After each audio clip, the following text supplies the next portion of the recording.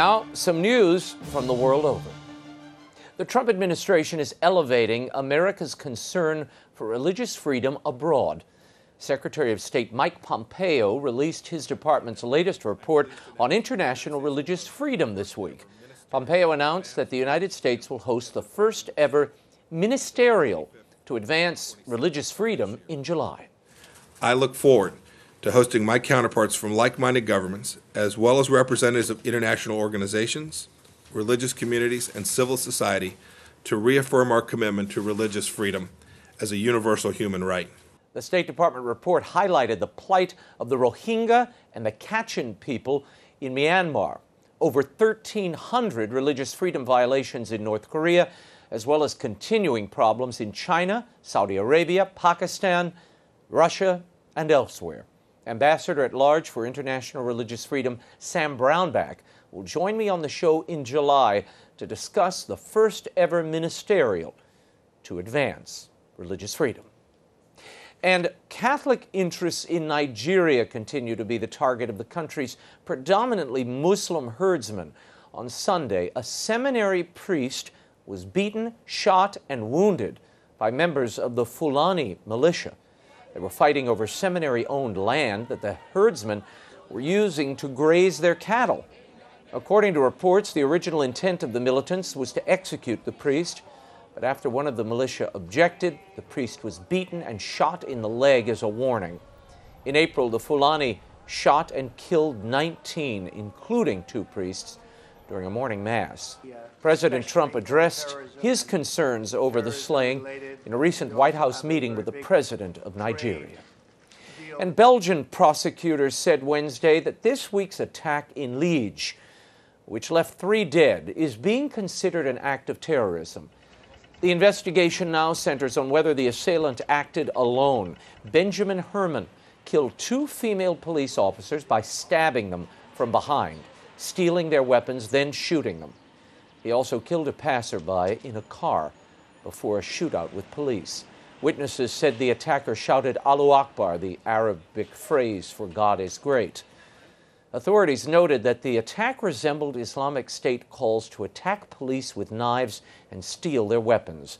The Bishop of Liege offered his sympathies for the families affected by the attack, which took place steps away from a Catholic church. Back here in the United States, on Tuesday, the Supreme Court let stand an Arkansas law that, in effect, prohibits the use of abortion-inducing drugs in the state. The law stipulates that doctors who prescribe the drugs must be affiliated with another physician who is admitting privileges at a hospital should there be complications. Apparently, there's not a single hospital obstetrician in the entire state willing to do so. Planned Parenthood and other abortion rights groups objected, saying the law creates an undue burden on women seeking abortions. This has been the standard the Supreme Court has set to measure whether abortion restrictions go too far. In 2016, the High Court struck down a Texas provision that was similar to the one the court let stand in Arkansas. And the Vatican has suffered a little bit from the diplomatic fallout over North Korea. Taekwondo athletes from the Korean Peninsula were to perform for Pope Francis on Wednesday as a show of Korean unity. However, only athletes from South Korea showed up. The North Korean Taekwondo Federation said it pulled out of the exhibition due to joint military exercises between South Korea and the U.S. Pope Francis, it appeared, didn't know about or didn't mind the boycott. In his comments, he thanked the athletes for showing the will for peace to bring the 2 Koreas together. And in a letter to Catholics in Chile on Thursday, Pope Francis said he's ashamed of the Church's failure to listen to victims and urged all the baptized to make a commitment to ending the culture of abuse and cover-up. The Pope praised the victims of abuse for persevering against all hope and stains of discredit. Francis himself ignored the cries of victims and the warnings of the Chilean bishops by ordaining Bishop Juan Barros, victims accused of witnessing and covering up sex abuse. During his trip to Chile in January, Francis called the accusations of the victims calumny. When meeting with the Chilean bishops, the Pope criticized the 34 present for systemic cover-up and clerical abuse. That gathering concluded with all of Chile's active bishops offering their written resignations. So far, the Pope has made no decision as to whether to accept those resignations or not. Joining me now with analysis of other stories here in Washington, a member of the House Financial Services Committee and U.S. Congressman from Wisconsin, Congressman Sean Duffy. Congressman, thank you for being with us. I want to start with Representative Trey Gowdy, a man you know well, who was briefed last week by intelligence officials about this FBI handling of the Russia collusion probe. He had this to say. Watch. I am even more convinced that the FBI did exactly what my fellow citizens would want them to do when they got the information they got, and that it has nothing to do with Donald Trump. Now, Gowdy seems to be poo-pooing the idea that there was any spying and that the president is a target at all. First of all, why do you think he's so definitive in his judgment of these documents when he didn't see all the documents, Congressman? So it's interesting. Listen, Trey Gowdy is a friend of mine. He's smart. I respect him. And he has seen more information than me. But the facts that I do know call into question the statement that Trey Gowdy made. I mean, I look at what the FBI has done, placing an informant or a spy inside the Donald Trump campaign. The fact that they used a dirty dossier funded by Hillary Clinton and Democrats, getting information, double, triple, quadruple hearsay from Russians, and use that for a FISA warrant, and the fact that they haven't come clean with the Congress, giving us the information that we've asked for, all are head scratchers and things that I think would lead the American people to not be proud of this investigation, but to actually question the legitimacy of this investigation. So again, I think this is going to come clean. I'm not sure that Trey Gowdy has seen all of the evidence. I know that the FBI and the DOJ like to trickle out information to throw us off their scent. I hope they didn't do that to Trey. But this game is far from over with regard to exposing all the bad acts of the FBI. President Trump has repeatedly claimed that a spy, and you used the word, was placed in his campaign for political purposes. Now, when Gowdy was asked about this on CBS the other day, about a spy, he had this to say. That is not a term I've ever used in the criminal justice system. Undercover, informant, confidential informant, those are all words I'm familiar with. I've never heard the term spy used. Now, is this quibbling over semantics? It seems that informant and spy, they're really the same thing if they're surveilling people in the campaign. So these could be terms of art that are used inside the Department of Justice. A confidential informant, we use those. I was a former prosecutor here in Wisconsin. But for the layperson, the average American, a confidential informant is a spy. Someone that you send in to siphon information and report back to your bosses at the FBI or the DOJ. We're using semantics here to throw Americans off the scent of what was actually happening. They had a spy, or you can call it a confidential informant, getting information from the Trump campaign, and this was being run by the Obama Justice Department.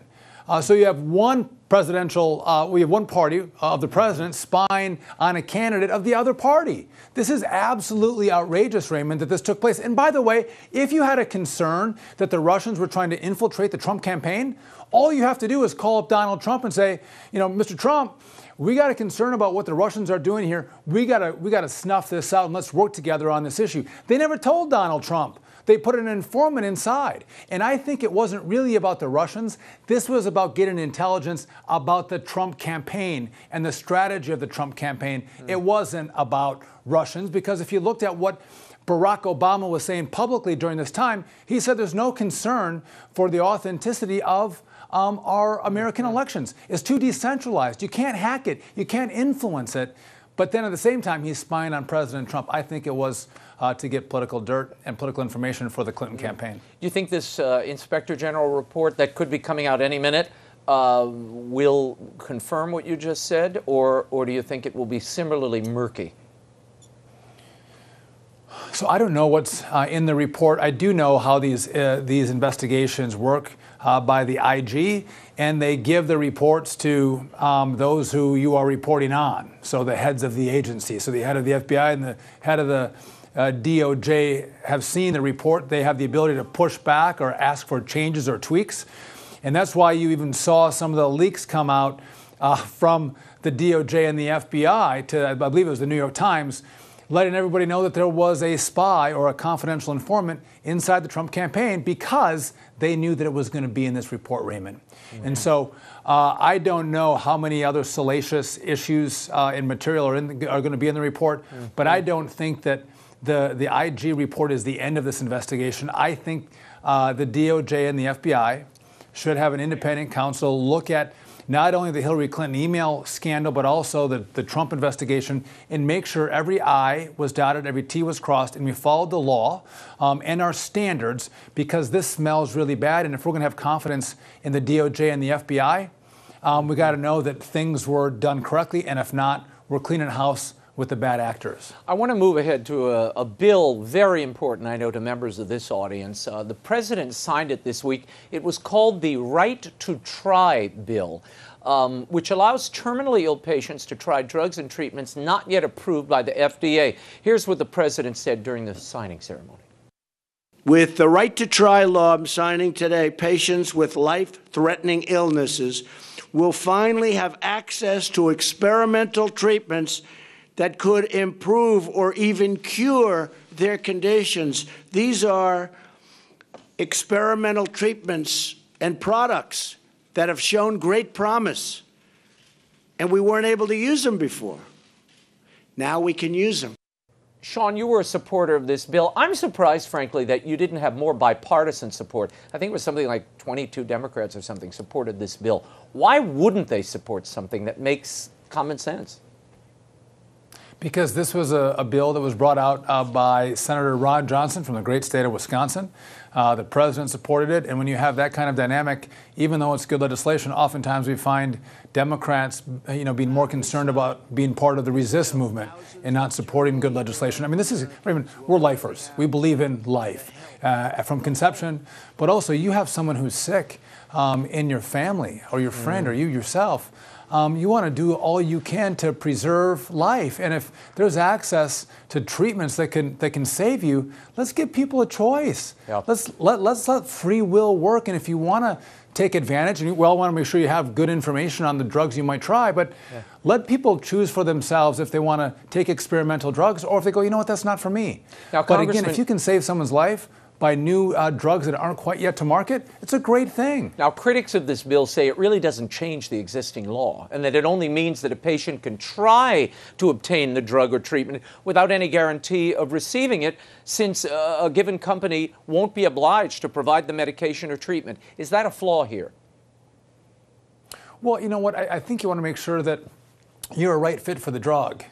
And to have some controls in place makes sense. And so you have the right people with the right conditions being matched up, with the right drug that's going through its experimental trials. And so you just don't want to have people saying, I want access to every single drug. You do want some controls, and you do want someone with knowledge to be hooking up the right patients with the right drugs. So no, I don't think this was a flaw. I think this is an appropriate cautionary note in the bill. I want to move ahead to North Korea. Talks are moving apace. For the first time in 18 years, you had a North Korean general, Kim Jong-un's #2, meeting with Secretary of State Mike Pompeo. The question is, are you confident that talks are on track or could be on track with North Korea? There seem to be 3 meetings happening simultaneously in Korea, in Singapore, and in New York. Your thoughts? Well, Raymond, we're talking to the North Koreans, and that's a good thing. Now, are we on track for the summit between Kim Jong-un and President Trump? I'm not sure. I mean, we're dealing with a hermit regime. They're liars and they're cheaters in North Korea. And I think it's tapping every one of President Trump's abilities to keep North Korea on the negotiation track, bringing them to the table, hopefully getting them to denuclearize in exchange for economic opportunity and viability and wealth in North Korea, which help the North Korean people, but also help the Kim regime. But that's not a foregone conclusion. This is really challenging stuff, and that's why it's awesome that we have a great negotiator who's done big and difficult deals, navigating and negotiating this deal with North Korea. And by the way, Raymond, one of the issues that we've had is You have the intelligentsia of the State Department, of the bureaucracy of Washington, that give the same advice to Republican and Democrat administrations, and the same advice has given us the same result. North Korea on the pathway to ballistic missiles and nuclear weapons. Donald Trump threw away that playbook. And he stepped forward and said, I'm going to try something else. And yeah, it was a little bit of a nail scratching event when he's calling, fire and fury, and my button is bigger than yours, and my button works. But you know what? Bullies understand strength. And he was able to bring Kim Jong-un to the table, and then he softened his approach, and he's going to try to cut a deal with him. And that will be great for America, be great for the world, and great for peace and prosperity for future generations. Now, this North Korean rep is supposed to deliver, or Mike Pompeo has announced he will deliver a letter to the White House from Kim Jong-un on Friday. Here's my question.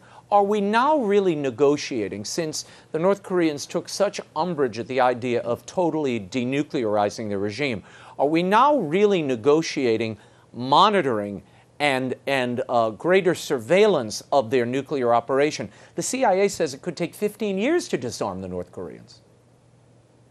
I don't think we know right now what is on the table in these negotiations. But I do think that President Trump has been pretty clear.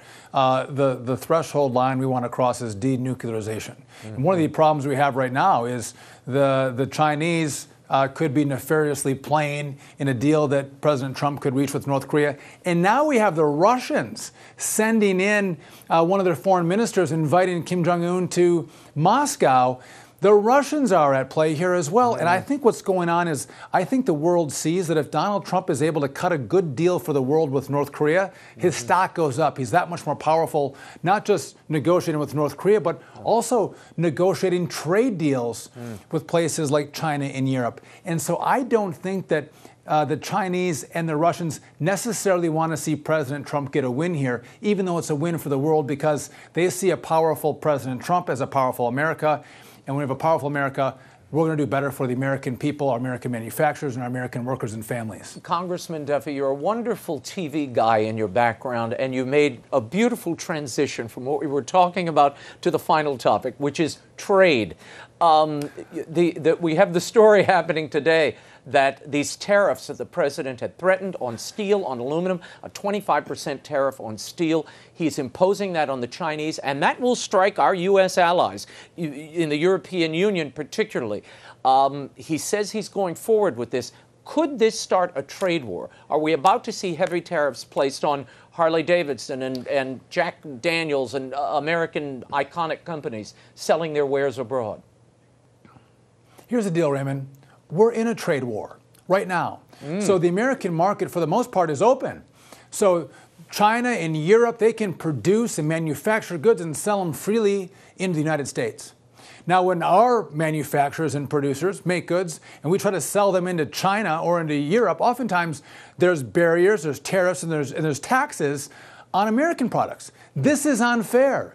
And so, especially on China, if we don't actually address this trade imbalance and the unfairness of their tariffs versus our open markets, and the fact that they steal our intellectual property on American businesses that manufacture in China, if we don't address it today, think out 10 years from now when the China economy is that much bigger and their military is that much stronger. Can you negotiate a better deal then? Now is the time that we have to get a better deal for the American people, which is a fair deal. We don't want a leg up. We just want an equal playing ground. But it's I think President Trump is smart in how he's pushing this. But it's a very delicate dance, we don't want to go though, into a trade war, Raymond. And it's a delicate dance because he needs the Chinese to force the North Koreans to the table. Let's face it, China is the puppet master for North Korea, and Trump knows it. That's why we've gotten such movement, I think, here. His tough talk coupled with his tough stance with and against the Chinese. That combination has forced Kim Jong-un to the table. So might this trade battle between China and the United States, as it heats up, queer the deal with the North Koreans? Might it harm us there? It could. Listen, we're not playing checkers here. This is chess. And all of these issues are coming into play. But make no mistake, America is the largest economy in the world. Everybody wants to do business here. So if everyone wants to start engaging in tariffs with the U.S., instead of opening up their markets, which is what they should do, if they play the tariff game, in the end, they're going to lose. The answer is open up your markets, get rid of your tariffs and your taxes, and stop stealing our technology. If you do that, which is going to benefit the American worker, we're going to be in a place where all of this stuff goes away. But what they're doing really, Raymond, is they're fighting to continue to protect their economies and protect their workers as Americans have lost manufacturing and jobs and wealth. And I think the president's right. Deal with this now. Stick up for America, because 15 years from now, we would have hoped that we would have had a president like Donald Trump to actually fix this problem with trade, because it's going to destroy our economy and our families and our manufacturing. We'll leave it there. Congressman Sean Duffy, as always, thank you for being here. We'll see you soon back in D.C.